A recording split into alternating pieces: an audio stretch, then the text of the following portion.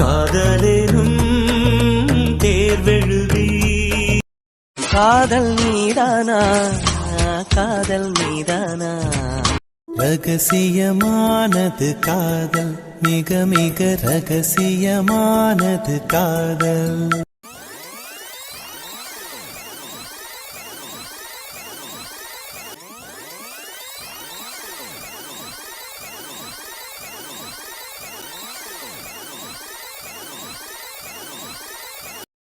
எப்படியோ என் plan success ஆயிடுச்சு.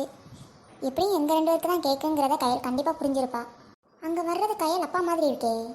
இந்தா சக்தி. இப்போ எதுக்கு தேவையில்லாமல் இதெல்லாம் பண்ணிக்கிட்டு இருக்க? அதான் என்கிட்ட கேக் இருக்குல்ல, நான் சாப்பிட்டுக்கிடுவேன். சக்தி டென்ஷனாக இருக்கான்னு நினைக்கேங்க்கா, அதான் இப்படி பேசுகிறான். சரி நீங்கள் இருங்க, நான் ஹேண்ட் வாஷ் பண்ணிவிட்டு ஆர்டர் பண்ணிட்டு வரேன். இப்போ என்ன நடந்துச்சுன்னு இப்படி கத்திக்கிட்டு இருக்க? அக்கா, கேக் கொண்டு வந்தது யாருன்னு தெரியுமா?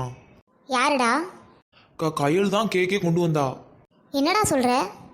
ஆமாக்கா, அது மட்டும் இல்லாமல் பிரியா கேக் ஊட்டும்போது அவங்க அப்பாவும் பார்த்துட்டாங்க. நான் இதுக்கு தான்க்கா சொன்னேன் ஹோட்டலுக்கு வரலன்னு.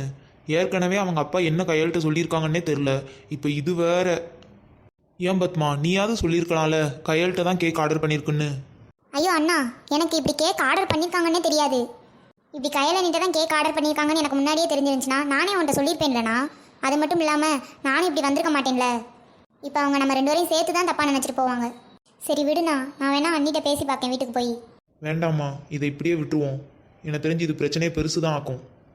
கையல்கிட்ட தான் கேக் ஆர்டர் பண்ணணும்னு இவளுக்கு மட்டும் எப்படி தெரிஞ்சு? வந்திருக்கிறது மெயின் ரோட்டில் உள்ள ஹோட்டலுக்கு. இதுக்கு எதுக்கு தான் கேக் ஷாப் வேற?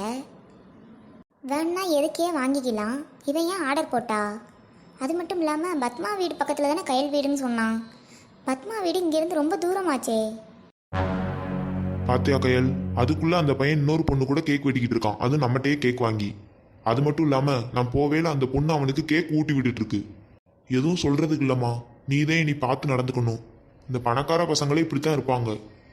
கண்டிப்பா இதை நீ வேணுனே பண்ணியிருக்க மாட்டே சக்தி, எனக்கு தெரியும் உன்னை பற்றி. ஆனால் அப்படி பண்ணாலும் எனக்கு பிரச்சனை இல்லை.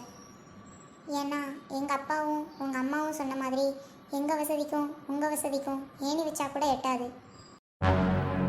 ஏன்டி எப்போ வீட்டுக்கு வந்தாலும் சோகமாகவே வர? டெய்லி ஒரே சண்டையாக இருக்குமா? இவரை வச்சு மேட்ச் அடிக்க முடியலை.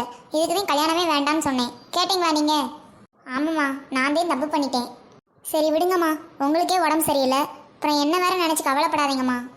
உன்னை பற்றி நான் ஏன் கவலைப்பட போகிறேன்? பாவம் அந்த தம்பி இவ்வளோ சின்ன வயசுல உன்னை கல்யாணம் பண்ணிட்டு படாத பாடு பட்டுக்கிட்டு இருக்கு.